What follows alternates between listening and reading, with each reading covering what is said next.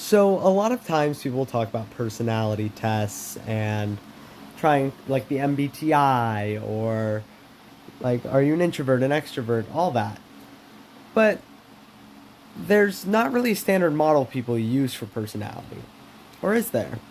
Well, there actually is. It's called the five factor model of personality or the Big Five. You see, generally, there are certain specific traits like dark triad traits or more specific psychological variables that need to be measured separately. But most psychological variation in personality can be accounted for in this little model, the Big Five. Basically, people took a bunch of personality assessments and did factor analysis on them. And they noticed certain items that were associated with being more sociable and friendly grouped together, that some that were associated with achievement striving and hard work and the ability to control urges, they all grouped together.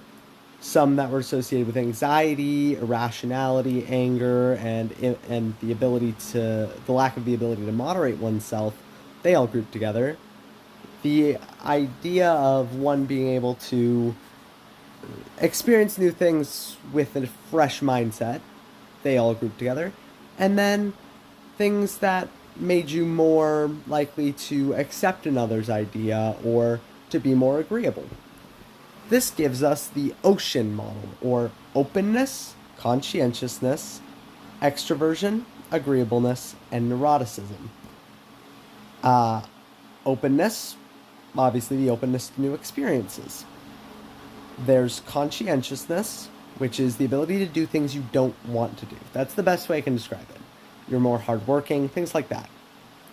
There's extroversion, which is not actually how much you particularly like being around people. I mean, that's a part of it, but it has a little bit more to do with how capable you are of dealing with people or being social, like pro social behavior. There's agreeableness, which is how willing you are to accept others' ideas, things like that. And then finally, there's neuroticism, which is exactly what it sounds like. It's how neurotic you are. And this is the main model psychologists will use for personality.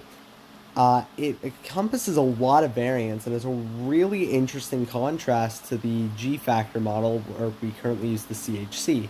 And I'll cover what's called the general factor of personality in a later video. But that's all for today. Thank you. Have a nice night.